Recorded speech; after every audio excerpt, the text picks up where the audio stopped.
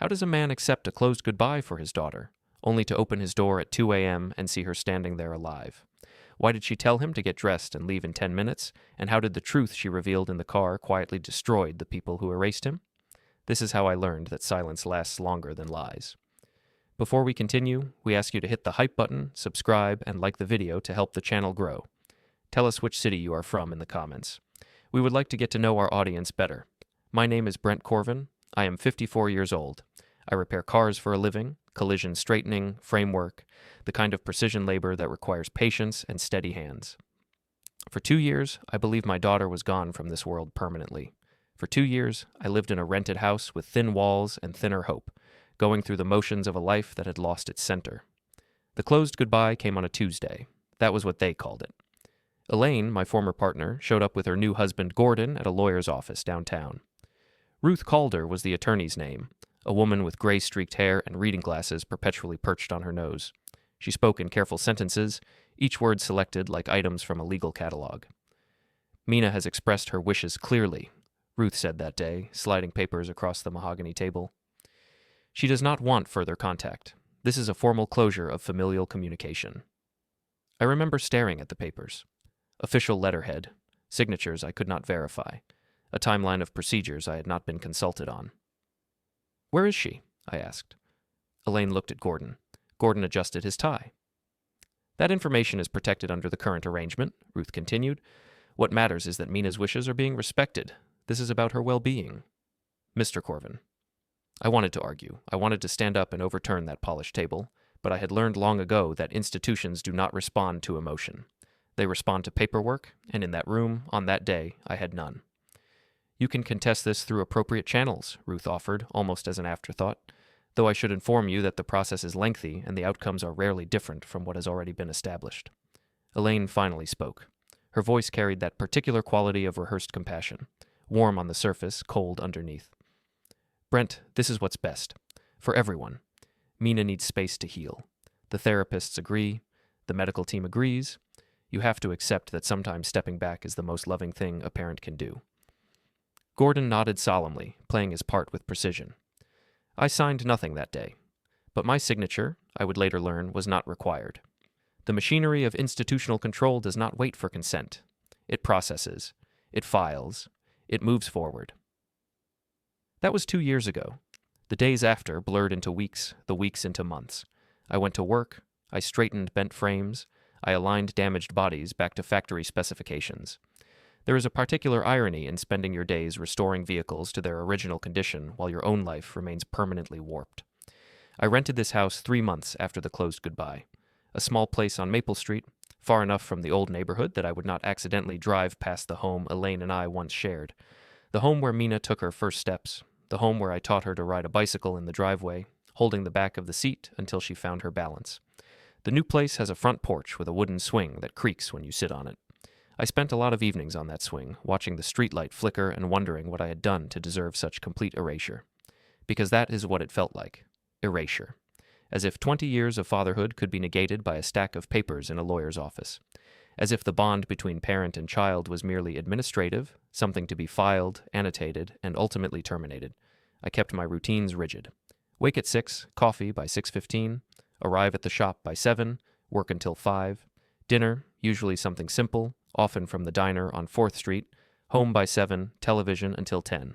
Sleep, repeat. The human mind finds comfort in patterns. When everything meaningful has been stripped away, the small rituals become anchors. The weight of the coffee mug, the smell of the shop in the morning, grease and metal, and the industrial soap we use to clean our hands, the particular sound the door makes when it closes behind me at the end of each shift. My coworkers learned quickly not to ask about family. In the beginning, there were questions. Casual inquiries about weekend plans, about holidays, about whether I had anyone waiting at home. I answered in monosyllables until the questions stopped. They probably thought I was difficult. Emotionally unavailable. Possibly unstable. That was fine. Let them think that. It was easier than explaining the truth, that I had been systematically removed from my daughter's life through a process I still did not fully understand. Some nights, I would find myself standing in the second bedroom, the room I had set up for Mina's visits during those early months when I still believed visits might happen. A bed with a purple comforter, her favorite color when she was younger, a small desk where she could study, a bookshelf stocked with novels I thought she might enjoy. She never came. The room remained frozen in anticipation, a monument to a future that never arrived. I considered therapy. The thought occurred to me during particularly dark stretches, when the walls of the house seemed to press inward and the silence grew so thick I could almost taste it. But I knew how that would look, how it would be recorded, how it would become another piece of evidence in the narrative that Elaine and Gordon had constructed. Brent Corven, emotionally unstable, seeking professional help, clearly not fit for parental responsibility. So I said nothing. I told no one. I maintained the appearance of functionality while the inside hollowed out incrementally, like termites working through the foundation of a house that still looks solid from the street. This is the state I was in when the knock came. It was a Tuesday night. Or rather, Wednesday morning, technically.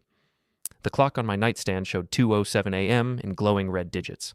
I had been asleep, or something approximating sleep, the kind of rest that sits just below the surface of consciousness, easily broken.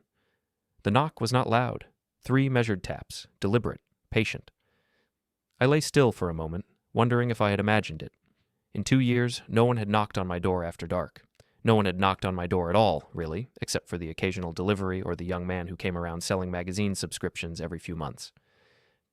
Then it came again. 3 more taps. Same rhythm, same spot on the door. I reached for my phone first, a reflex born from too many true crime stories and reasonable paranoia. But I did not call anyone. Instead, I stood, found my robe, made my way through the dark house toward the front door. The porch light had burned out 2 weeks ago, and I had not replaced it. Through the narrow window beside the door, I could see only a shape, a figure, female, from the outline, standing motionless. My hand found the deadbolt. I turned it, pulled the door open. The streetlight at the end of the driveway provided just enough illumination to see her face. And my heart, which had spent 2 years learning to beat in a diminished rhythm, suddenly remembered how to race. She looked older. That was my first coherent thought. 2 years had passed, and the girl who had left was no longer visible in the woman who stood before me. Mina had always resembled her mother. The same dark hair, the same sharp cheekbones. But there was something different now. A kind of weariness around the eyes that I recognized because I saw it in my own mirror every morning. "Dad." Her voice was low, controlled. "Get dressed. We need to leave in 10 minutes. I stood there, still gripping the doorframe. My mind was processing what my eyes were showing me, but the connection between recognition and response had temporarily severed. "Mina, 10 minutes. She glanced toward the street. "I'll explain in the car. Please, Dad, don't ask questions right now. Just get dressed." There was an urgency beneath her calm that I had never heard before. Not panic, something more focused, like a surgeon preparing for an operation. Precise.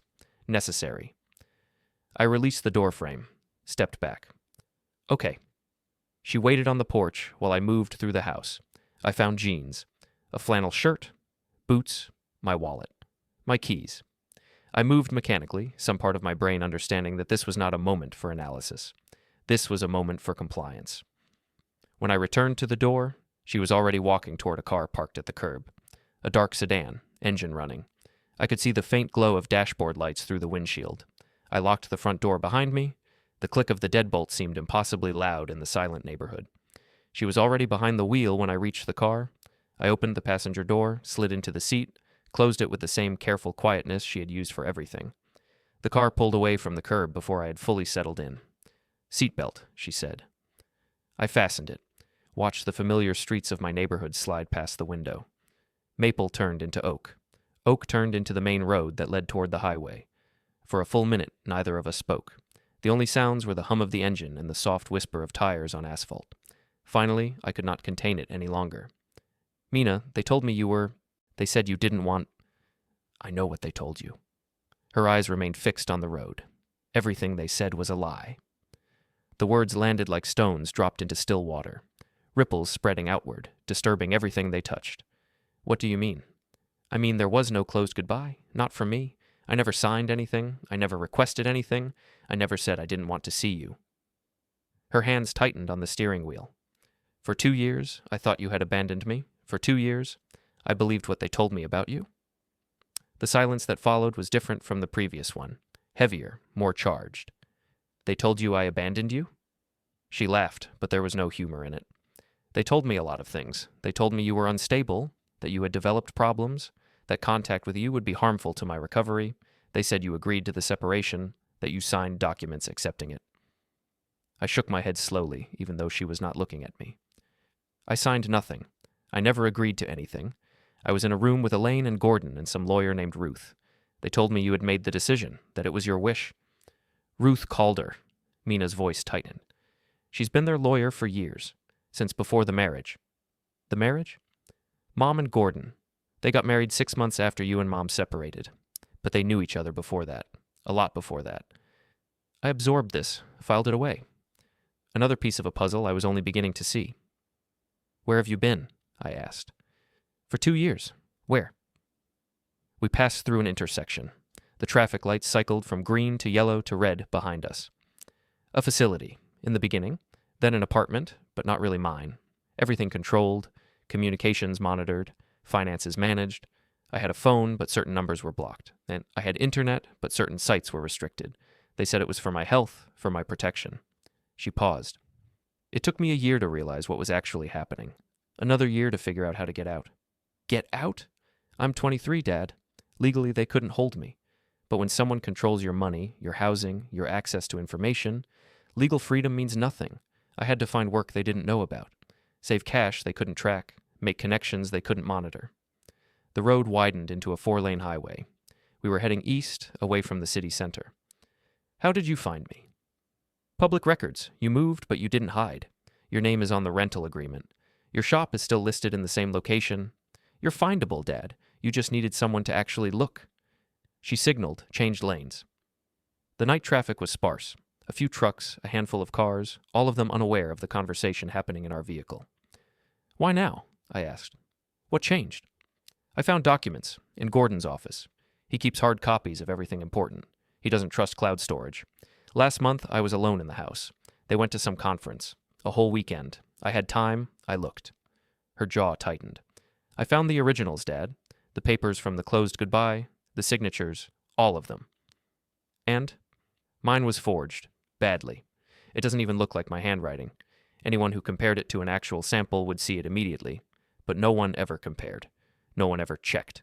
Because they controlled the process. They selected the lawyers. They chose the institutions. They decided who would see what and when. I felt something shift in my chest. Not relief. It was too soon for relief. Something raw. Something that had been locked away for 2 years was beginning to move. What about your mother? I asked. She was there, in that room. She looked at me and told me this was what you wanted. Mina was quiet for a long moment. When she spoke, her voice was softer. I don't understand everything yet. Some of it, I probably never will. But I know this. She chose him, over you, over me, over the truth, and she's been living with that choice for years now, building the story bigger and bigger to justify what she did. The highway stretched ahead, dark and straight. We were leaving everything familiar behind. Where are we going? I asked. A motel, about 40 miles east. I have a room there, paid cash, no names on the register. We need to talk, Dad, really talk, about everything, and then we need to figure out what to do about it. Do about it? She glanced at me for the first time since we'd gotten in the car. In that brief look, I saw something that had not been there before. Not the little girl who had clung to my leg on the first day of kindergarten. Not the teenager who had rolled her eyes at my jokes but laughed at them anyway. This was someone else. Someone who had been shaped by circumstances I had not witnessed, hardened by experiences I could only imagine. They erased you, Dad, from my life, from public record, from everything that mattered. They built a story where you were the problem, where cutting you out was the solution, and they did it all through systems, through institutions, through paperwork. She turned back to the road. We're going to use those same systems to undo what they did, and then we're going to make sure everyone knows the truth. I leaned back in my seat. The seatbelt pressed against my chest. The engine hummed. The mile markers passed in the darkness. For 2 years, I had been waiting for something. I had not known what. Maybe just an answer. Maybe just a reason. Something to explain why my daughter had disappeared from my life without so much as a goodbye I could verify. Now I had something different. I had her. I had truth. And I had the first stirrings of something I had not felt in a very long time. Purpose. The motel was called the Pine View, though there were no pines visible and no view to speak of. Just a 2-story building with exterior corridors and doors painted a faded green. Mina pulled into a spot near the far end, away from the office and the ice machine. Room 214, she said, turning off the engine. Second floor, end of the hall. I've been here for 3 days. We walked up the metal stairs, our footsteps echoing in the pre-dawn quiet. She produced a key. An actual key, not a card, and unlocked the door. The room was small but clean. 2 beds, a desk, a bathroom. On the desk, I saw stacks of papers, folders, a laptop, what looked like a portable printer. I've been making copies, she said, closing the door behind us and fastening the chain. Everything I found in Gordon's office, I photographed. Then I came here and printed them. Paper trails, Dad. That's what matters. That's what they used to make you disappear. And that's what we're going to use to bring you back. I moved to the desk, picked up the first folder. Inside, I saw forms, signatures, letterhead from various institutions, medical, legal, financial, all of it dense with bureaucratic language. Start here. Mina pulled a specific set of papers from the stack. This is the original request for the closed goodbye. Look at the signature line. I looked. There was a signature that read Mina Corven in handwriting that resembled hers but was subtly wrong. The letters were too uniform. The pen pressure was inconsistent. It looked like someone had practiced copying her writing without quite mastering her tendencies. I have samples of my actual signature. She produced another paper. This is from a check I wrote 3 years ago before all of this started. Compare them. The differences were clear. The original signature had a particular slant to the M that was absent from the forgery. The loop of the I was different. The spacing between letters varied naturally in the real sample, but was mechanical in the fake. This wouldn't survive even basic forensic analysis, I said. It didn't have to. No one analyzed it. The lawyer Ruth presented it as authentic. Elaine and Gordon confirmed it. The institution accepted it. The process moved forward. Mina sat on the edge of one of the beds. That's how it works, Dad. Systems run on trust. If the right people say a document is real, everyone else just accepts it. Verification is rare. Scrutiny is rarer. I set down the papers. What else do you have? Financial records, bank statements, insurance forms, school administration documents. She gestured toward the stacks. After I was moved into that apartment, Gordon was designated as my financial manager. He handled everything: rent, utilities, medical bills. But here's the thing. He also had access to trust funds that were set up years ago. Funds that you contributed to, Dad. Funds that were supposed to be mine when I turned 18. I remembered those funds. Small amounts set aside over years. Not a fortune, but not nothing either. I had assumed they would help with college, or maybe a first apartment, something useful for her future. He accessed them. More than accessed. He redirected them, moved them into accounts he controlled, made payments from them to various places. The paper trail is complicated, but I've been working through it. She pulled out another folder. This is the financial summary. Transactions over the past 2 years, money that was supposed to be mine, spent on things that had nothing to do with me. I flipped through the pages, account numbers, transfer records, dates, and amounts. The numbers swam before me, but the pattern was clear: systematic withdrawal, strategic transfer, funds moving from accounts with my daughter's name into entities I did not recognize. This is embezzlement, I said. Technically complicated, legally messy, but essentially yes. Mina leaned forward. And that's just the financial part. There's also the communication aspect. All those blocked numbers I mentioned? Yours was at the top of the list. Every email you sent to my official address was filtered into a folder I never saw. Every letter you mailed to the apartment was collected by building management and forwarded to Gordon's office. I have the logs, I have the forwarding instructions. I have everything. I set down the financial folder, picked up another. This one contained what appeared to be medical documents, treatment records, diagnostic evaluations, session notes from therapists I had never heard of. What's this? The medical justification. They had me diagnosed with various conditions: anxiety, depression, a tendency toward unhealthy attachment patterns. Her voice was flat, clinical. The diagnoses were used to support the argument that contact with you would be harmful, that separation was medically necessary, that the closed goodbye was therapeutic. Were these doctors legitimate? They were licensed.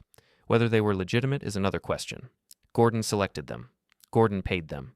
Gordon provided them with the narrative they needed to support his conclusions. She met my eyes. It's not about whether the doctors were qualified, Dad. It's about who controlled the information they received. Garbage in, garbage out. If you tell a therapist that a patient has a difficult relationship with a parent, the therapist will see evidence of that difficulty in everything the patient says. Confirmation bias, it's basic psychology. I sat down heavily on the other bed. The weight of what she was describing was beginning to press on me. Not sadness. I had spent 2 years on sadness. This was something different. Heavier, more complex. Why? I asked. Why would they go to these lengths? What did they gain? Mina was quiet for a moment. Control, she said finally. With you out of the picture, they had complete authority over my life. No second parent to consult, no one to question their decisions. Gordon could manage my finances without oversight. Mom could shape my environment without interference. They built a little kingdom, Dad, and the only price was erasing you. But you're their daughter, their family. Why would... Mom's family, Mina interrupted. That's how they see it. I was always Mom's daughter. You were the complication, the inconvenient consequence of their previous life, the awkward piece that didn't fit the new picture they were creating. I thought about Elaine, the woman I had loved for 15 years, the woman I had built a life with, raised a child with. Had she always seen me this way? Or had Gordon's influence gradually reshaped her view until I became something to be removed rather than accommodated? I don't understand, I said quietly. I really don't understand how this happened. Mina rose from the bed, moved to the window, looked out at the parking lot, now beginning to lighten with early dawn. That's why I'm here, Dad, because I didn't understand either. For 2 years, I believed the story they told me, that you didn't want me, that you had moved on, that your absence was a choice. She turned back to face me.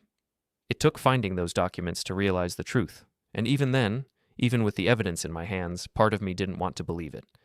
Because believing it means accepting that my mother, that she trailed off. The sentence didn't need finishing. I stood, crossed the small room, put my hand on her shoulder. We're going to fix this, I said. I don't know how yet, but we're going to fix this. She nodded, wiped her eyes quickly, trying to hide the moisture that had gathered there. We are, she said, but not with emotion, Dad. With documentation, with process, with the same systems they used to separate us. That's the only language institutions understand. The first thing I did the next morning was go to work. This might seem strange, given everything that had happened, but Mina and I had talked through the night, and we had agreed. Nothing changes visibly. Not yet. I would maintain my routines. She would stay at the motel, continuing to organize her evidence. We would communicate through a prepaid phone she had purchased with cash. If they find out you know before we're ready, they'll react, she had said. They'll destroy documents, contact lawyers, build new defenses. Right now, their biggest advantage is their confidence. They think the system worked. They think you're beaten. We need them to keep believing that until it's too late. So I went to work.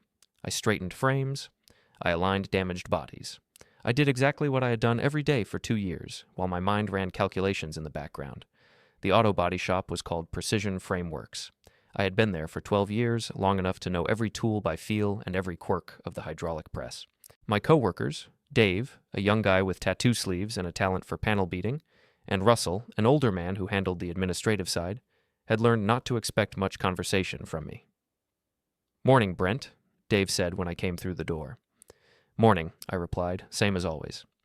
He nodded and went back to the Chevy he was working on. Russell looked up from his paperwork, grunted something that might have been a greeting, and returned to his numbers. Normal. Everything normal. Just another day. But as I worked on a Honda with a crumpled front end, my mind was elsewhere. Mina's words from the night before played on repeat. Systems, documentation, process. The same language that had been used to erase me could be turned around.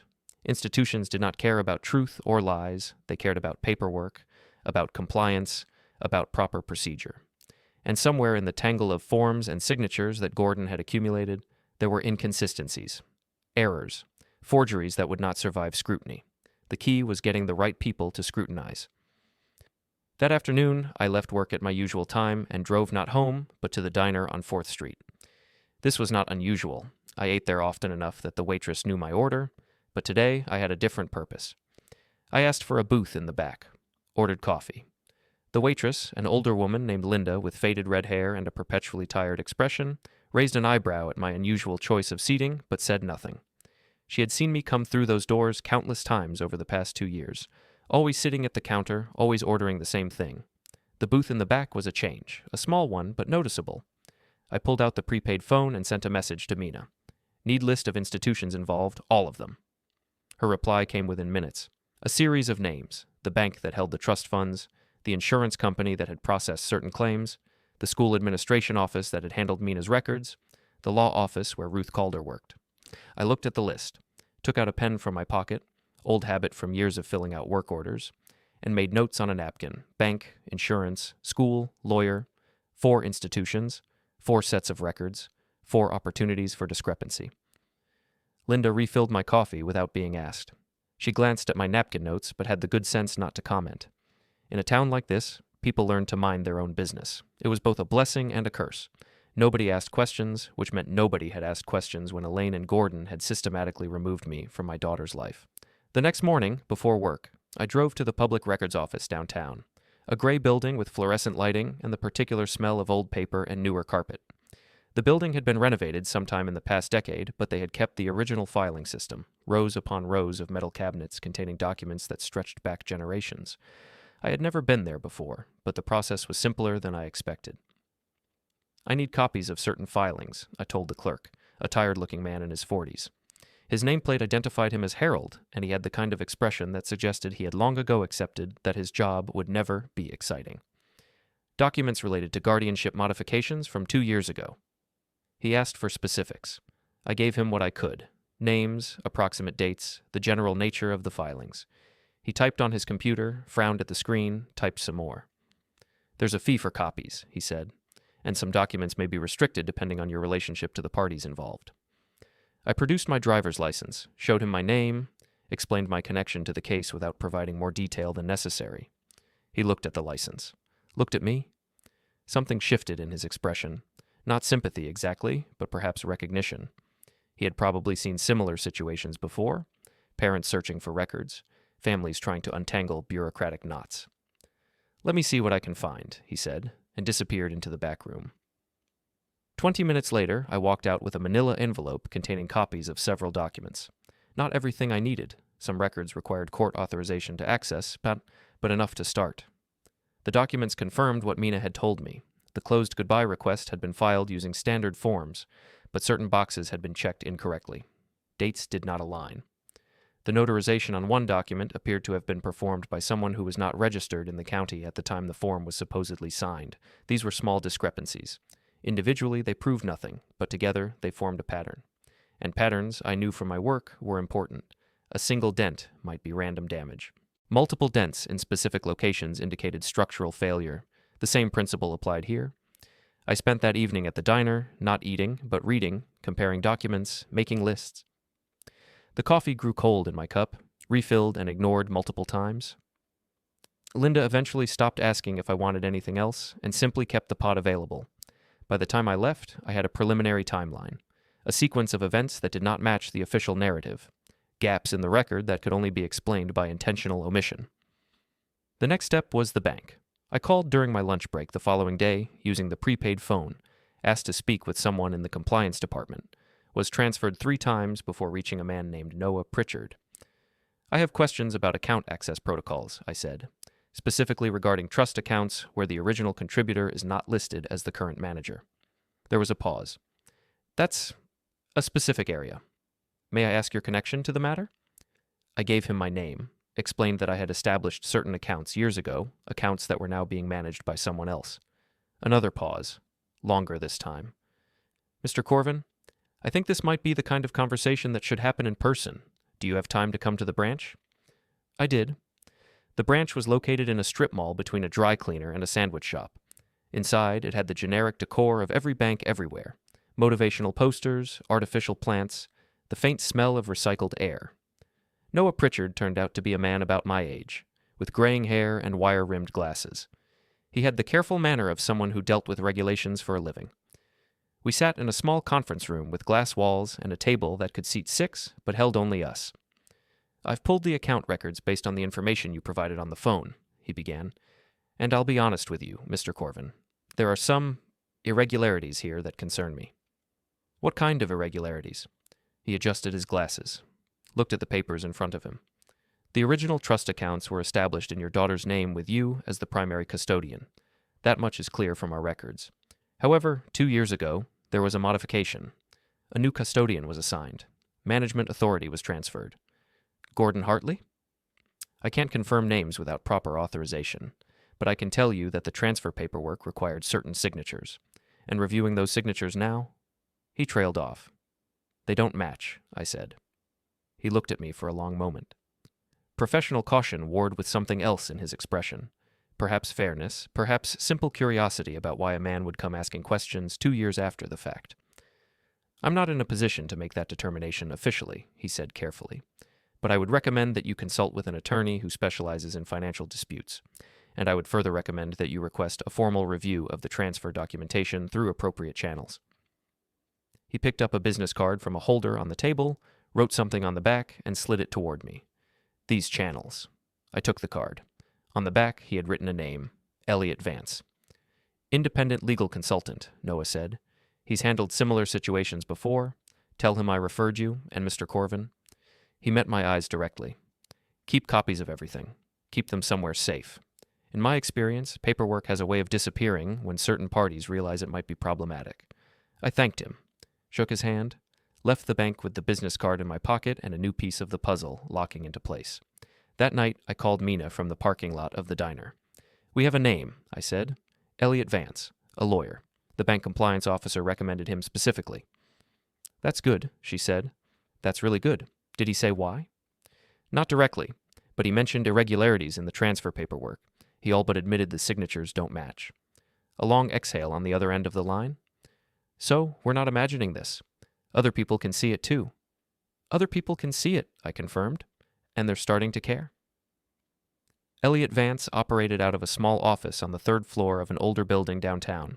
No fancy reception area, no paralegal screening visitors, just a door with his name on it in simple gold letters and a waiting room with 3 chairs and a water cooler. I had called the day before and been given an appointment with surprising speed. Mr. Pritchard mentioned you might be reaching out, Vance had said on the phone. I can see you tomorrow at 2.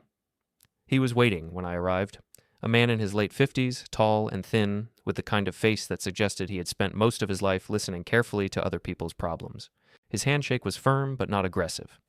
Mr. Corven, please, sit down. His office was small but orderly. Filing cabinets lined one wall. A window overlooked the parking lot. On his desk, I saw a legal pad with notes already written. My name at the top, underlined twice. I've done some preliminary research based on what Noah told me, he said, gesturing toward the notepad. I hope you don't mind. It saves time if I have some context before we begin. I don't mind. What did you find? He leaned back in his chair. 2 years ago, you were involved in what the documentation calls a voluntary familial separation proceeding. Your daughter, Mina, was 21 at the time, an adult, technically, but one with certain dependencies, financial dependencies, residential dependencies, the kind that make legal adulthood somewhat theoretical. She was still in school, I said. We had arranged support. Yes, trust funds, managed accounts, standard arrangements for families in your situation. He picked up a paper from his desk. What's interesting is what happened next. A new custodian was assigned to manage those accounts. A new authority was granted over your daughter's residence and care. All of this was done through proper channels, or at least channels that appeared proper at the time. But they weren't. That's what we need to determine. He set down the paper. I've seen cases like this before, Mr. Corven. Not often, but enough to recognize the pattern. Someone with access to resources and institutional knowledge systematically restructures a family's legal standing. Signatures are obtained, or created. Forms are filed. Authorities are transferred. And by the time anyone notices, the new structure is already in place, functioning as if it had always existed. Gordon Hartley, I said, Elaine's husband. I can neither confirm nor deny. But his expression suggested the confirmation I needed. What I can tell you is that the documentation in this case shows certain anomalies, timing inconsistencies, signature variations, the kind of small errors that accumulate when someone is moving too fast or assumes they will never be examined. What can be done about it? Vance steepled his fingers. That depends on what outcome you want. If you're seeking simple acknowledgement, an official finding that the original proceedings were flawed, that's achievable with the evidence I've reviewed. If you're seeking restitution of financial resources that were improperly transferred, that's more complex but still possible. But if you're seeking... He paused, choosing his words. If you're seeking a complete reversal, a formal repudiation of everything that was done, that requires different tools. What tools? A formal complaint to the state bar regarding the attorney involved, a request for investigation by banking regulators, and potentially a civil action against the parties responsible. He met my eyes. Those tools take time, and they create exposure. The people you're challenging will know they're being challenged. They will respond. I thought about this, about Mina at the motel, surrounded by documents, about Elaine and Gordon in their house, confident that their construct remained solid.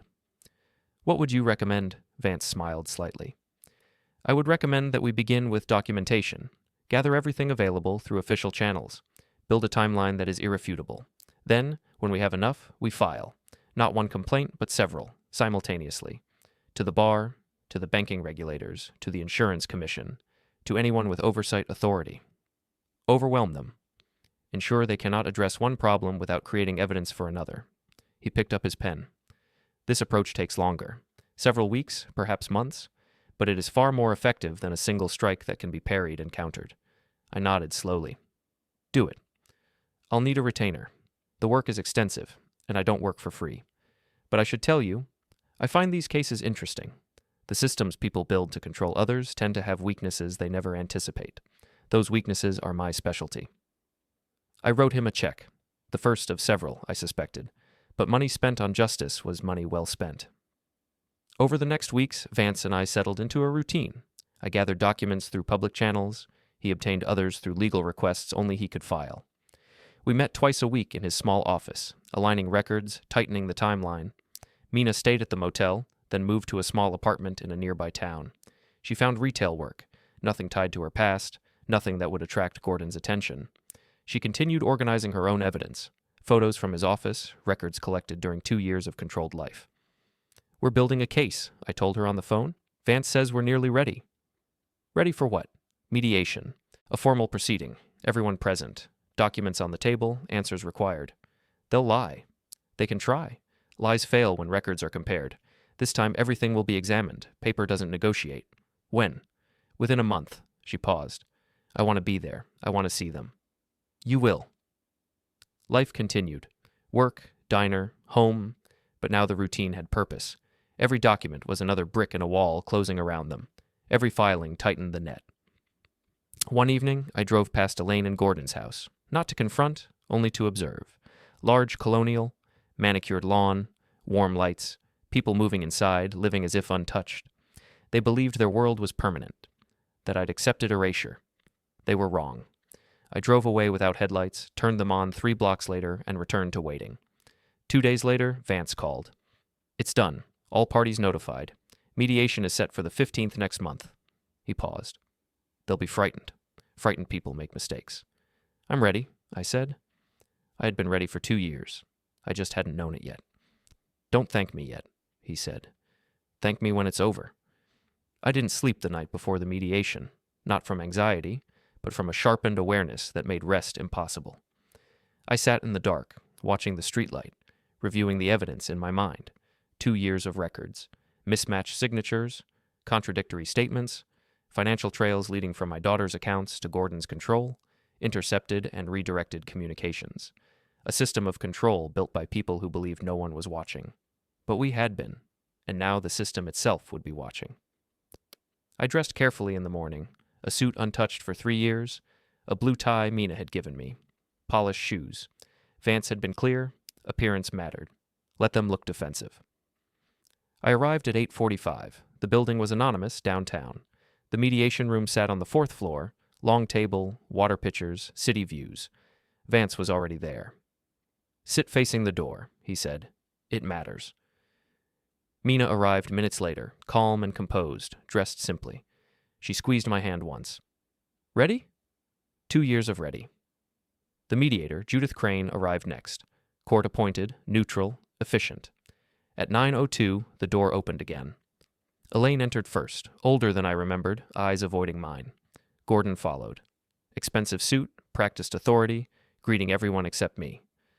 Ruth Calder came last, visibly uneasy, her gaze fixed on Vance's documents. Please be seated, Judith said. 6 people at the table, sides clearly drawn. Judith began the procedural overview. I listened with half my attention, watching them. Gordon's confidence showed cracks, adjusting his watch, tension in his jaw. Elaine stared at the table, unable to look at us. The positions were set. The record was about to speak. Ruth was openly nervous. Her pen tapped against her notepad in an irregular rhythm. She knew something was wrong. She might not know exactly what, but she knew. "We'll begin with the petitioner's presentation," Judith said, gesturing toward Vance. "Mr. Vance, please proceed." Vance stood, adjusted his papers, began speaking in a voice that was calm, measured, and utterly ruthless. 2 years ago, my client was informed that his daughter had requested permanent separation from him. He was told this through official channels by licensed attorneys, with documentation that appeared legitimate. He was given no opportunity to contest, no chance to speak with his daughter directly, no recourse through normal family mediation processes. He paused, letting the words settle. Today, we will demonstrate that every element of that original proceeding was fraudulent. The signature on the close goodbye request was forged. The financial transfers that followed were unauthorized. The communication restrictions placed on the daughter were not protective measures, but deliberate isolation. And the individuals who engineered these actions are present in this room. Gordon shifted in his seat. His confident expression flickered. "Let us begin with the documentation." Vance placed the first set of papers on the table. The first document was the original closed goodbye request. Vance had obtained a court-certified copy through proper channels, complete with all signatures and notarizations. This form required Mina Corven's signature to be valid, Vance said, sliding it toward the center of the table where everyone could see. However, if you examine the signature carefully, you will notice inconsistencies with her actual handwriting. He placed a second document beside the first. This is a sample of Ms. Corven's genuine signature, obtained from banking records predating the separation. Note the slant of the letters, the spacing. The particular loop on the lowercase I. These are characteristics that handwriting experts call consistent identifiers. They tend to remain stable across time and context. Everyone leaned forward, some more reluctantly than others. The signature on the closed goodbye request does not match. It lacks the natural variation. The letter formation is more mechanical, as if copied rather than naturally written. We have retained a certified handwriting analyst who will provide expert testimony if this proceeding advances to litigation. However, the differences are visible even to non-experts.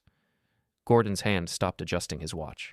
His expression had shifted from confidence to something harder to read. Ruth spoke for the first time. "Signatures can vary. That's normal. Changes in mood, position, writing implement." "Indeed," Vance said, "which is why we have multiple samples." He produced 3 more documents. These signatures were obtained from various sources: a utility application, a student registration form, and a check written 6 months before the separation. All show the same consistent characteristics that are absent from the closed goodbye form. Judith examined the papers with interest. "The visual differences are notable," she acknowledged, "though a formal determination would require expert testimony, which we are prepared to provide." Vance moved on. The signature issue alone would be sufficient to challenge the original proceeding. However, it is not the only irregularity we've identified. He pulled out the next set of documents. These are financial records from trust accounts established for Mina Corven. The original custodian was Brent Corven, her father. According to these records, custodianship was transferred approximately 2 years ago to a new party. "Gordon Hartley," I said, the first time I had spoken since the mediation began. Gordon's eyes locked onto me. There was something cold in that gaze, something that confirmed what I already knew about his character. "The transfer authorization required signatures from both the original custodian and the beneficiary," Vance continued. "Neither signature on file matches confirmed samples. Furthermore, the notarization was performed by an individual who, according to state records, was not licensed to notarize documents in this county at the time of signing." Ruth's pen stopped tapping. She stared at the papers as if they might suddenly change what they said. "This constitutes potential fraud," Vance said. "Financial fraud, specifically. The kind that banking regulators take very seriously, the kind that has criminal implications." Judith held up her hand. "Mr. Vance, this mediation is not a criminal proceeding." "Correct. But the evidence we're presenting has been simultaneously forwarded to the appropriate regulatory bodies. This mediation is an opportunity for the respondents to address these concerns before more formal investigations proceed." Gordon leaned over and whispered something to Ruth. Her face went pale. Vance continued, document after document. Communication records showing that emails and letters had been deliberately intercepted, insurance claims filed using Mina's identity without her knowledge or consent, school administration documents that had been modified to remove my contact information and replace it with Gordon's. Each new piece of evidence added weight to the case. Each new document revealed another thread of the web that had been woven around my daughter. Finally, Vance reached the last item. "This is a summary document," he said, placing it at the center of the table. "A timeline of all irregularities identified, cross-referenced with specific evidence. The pattern is clear. Over a period of approximately 3 months, 2 years ago, a coordinated effort was made to remove Brent Corven from his daughter's life. Financial control was transferred. Communication was severed. Institutional records were altered. All of this was done through official channels, using official forms, giving it the appearance of legitimacy." He looked directly at Gordon. "But appearances are not reality, and systems, Mr. Hartley, keep records. Records that can be retrieved, compared, analyzed. The same tools you used to construct this deception have now been used to dismantle it." Silence fell over the room. Judith looked at the stack of documents, then at the people on the other side of the table. "The respondents will have an opportunity to address these allegations. Ms. Calder, would you like to begin?" Ruth opened her mouth, closed it, looked at Gordon, looked at Elaine. Neither of them met her eyes. I was not aware of the full extent of—" She trailed off, started again.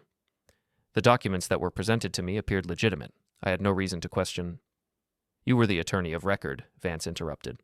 "You filed documents with your signature attesting to their validity. Either you were negligent or you were complicit. Neither option reflects well on your professional standing." Ruth's face crumpled.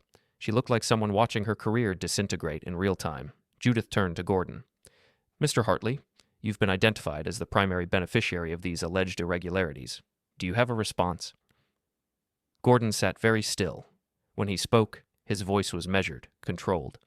"These allegations are serious and baseless. The documents in question were processed through proper channels. Any irregularities are clerical errors, not evidence of fraud." "Clerical errors," Vance repeated. "Multiple clerical errors. Across multiple institutions, all benefiting you specifically. All occurring within a narrow time frame. All contributing to the same result. The removal of my client from his daughter's life and your assumption of financial control over her assets. Coincidence is not conspiracy. No, but pattern is evidence." Vance tapped the summary document. "This is not a collection of random errors, Mr. Hartley. This is a deliberate campaign, and it has your fingerprints all over it." Mina spoke then, for the first time. Her voice was quiet but steady.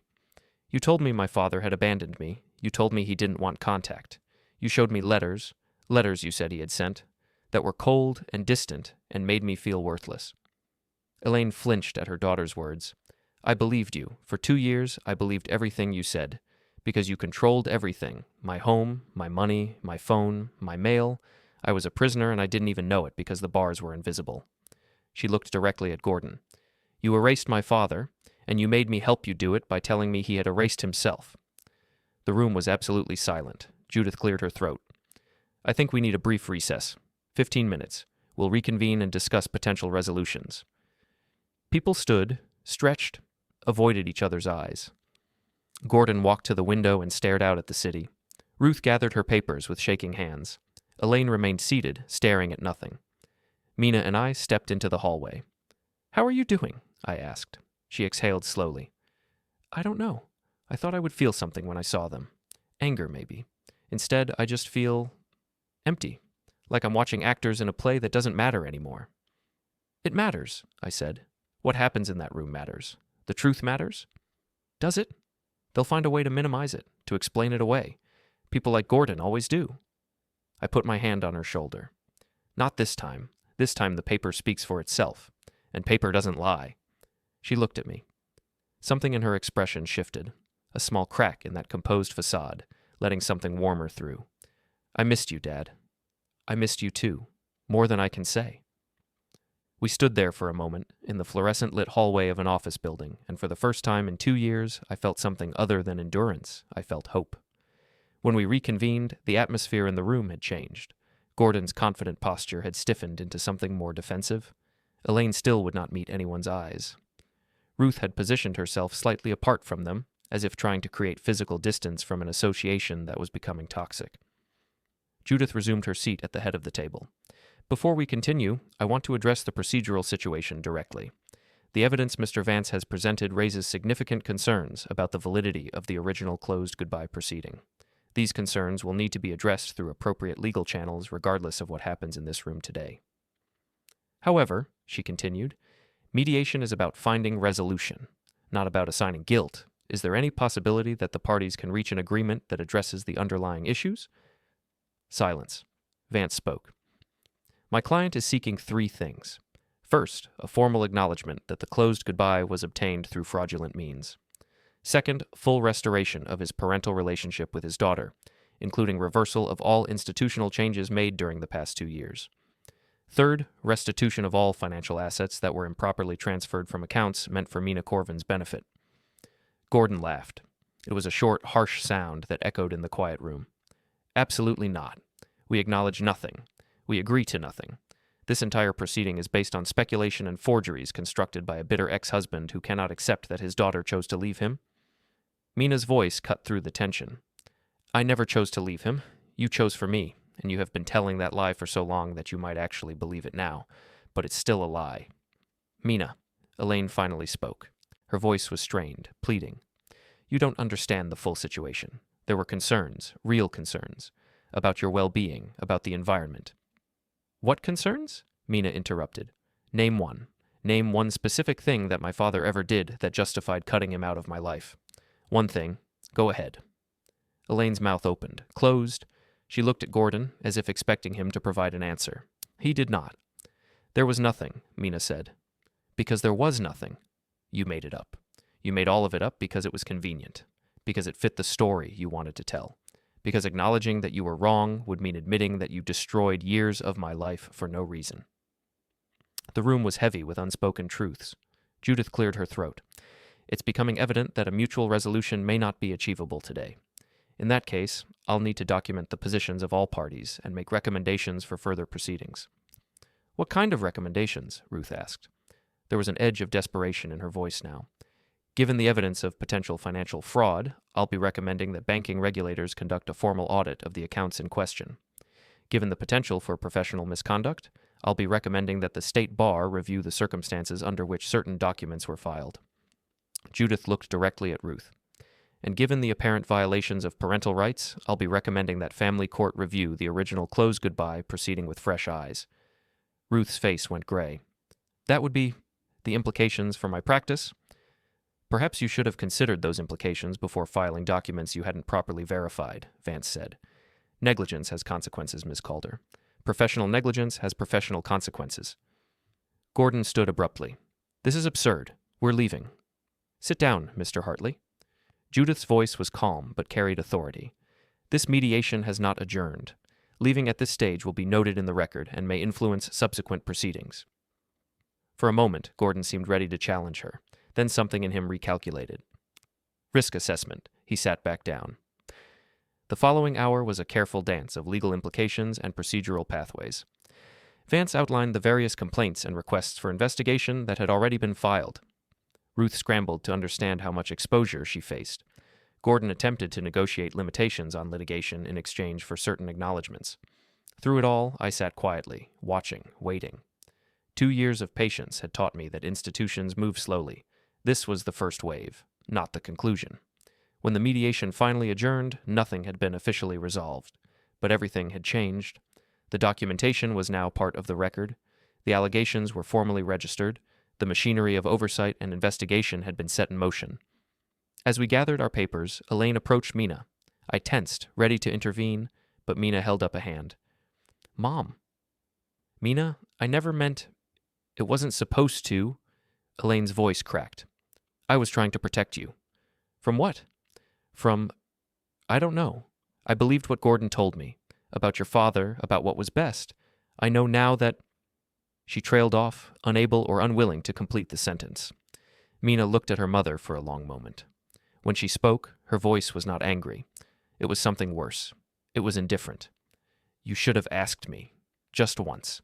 You should have asked me what I wanted instead of deciding for me. Instead of letting him decide for both of us. She picked up her bag. I don't know if I can forgive you, Mom. Maybe someday.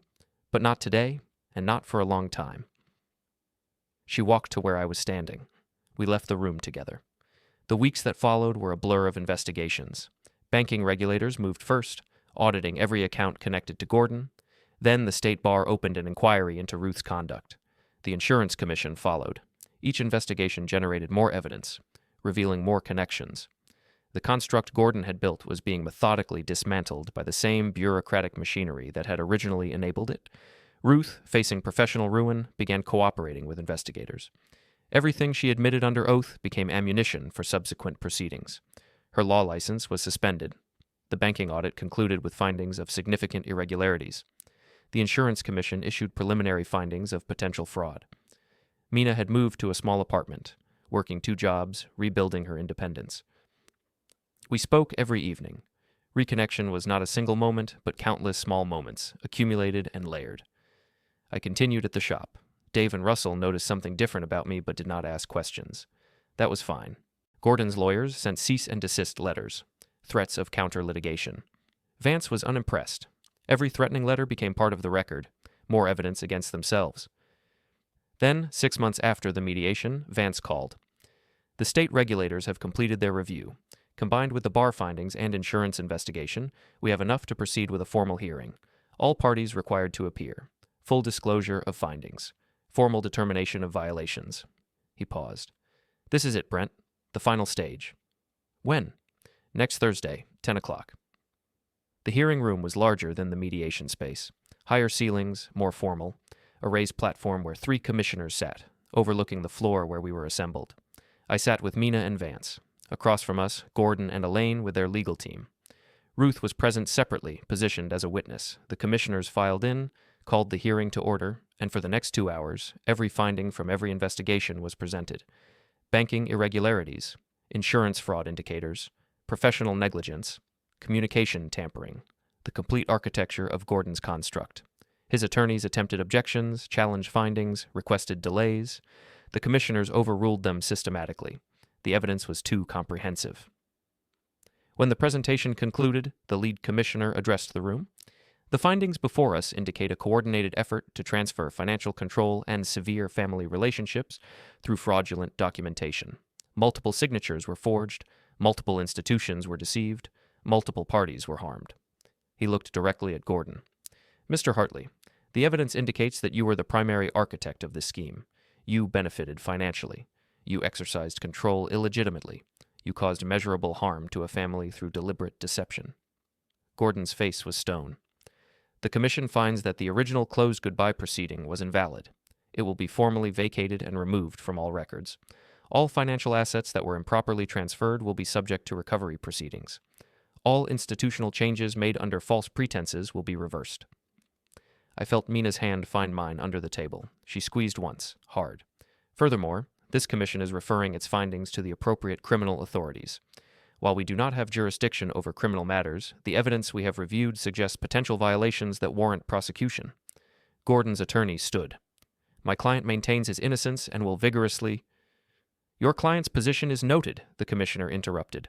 But this commission operates on evidence, not positions, and the evidence is overwhelming. Elaine began to cry, silent tears streaming down her face. The commissioner continued with procedural matters, timelines for asset recovery, administrative details that would echo through legal systems for months. But I was no longer fully listening. I was looking at my daughter, at the woman who had come to my door at 2 a.m, who had trusted me enough to risk everything, who had helped me understand what had been taken and how to take it back. When the hearing concluded, we stood and walked out together. In the hallway, Vance caught up to us. You just watched the complete collapse of a scheme designed to be untraceable. Every shortcut they took, every assumption that no one would check, all of it backfired. Behind us, the hearing room doors opened. Gordon emerged, flanked by his attorneys. He saw us standing there. For one moment, our eyes met. I saw nothing in his gaze. No remorse, no acknowledgement, just cold calculation. But his calculations no longer mattered. His schemes had failed. The walls had closed in. The systems he had manipulated were now executing his punishment. Let's go, Mina said. We walked out of the building into the afternoon sunlight. The city moved around us. People on their way to lunch. Cars navigating traffic. The ordinary machinery of everyday life. I took a deep breath. The air tasted clean. Dad? Mina was looking at me. Are you okay? I smiled. It came easily, naturally. I'm better than okay, I said. For the first time in a long time, I'm exactly where I should be. She smiled back, took my arm. Behind us, the building receded. The people who had tried to erase us were now the ones being erased, their construct demolished, their lies exposed, their control shattered, and we walked forward into the rest of our reclaimed lives.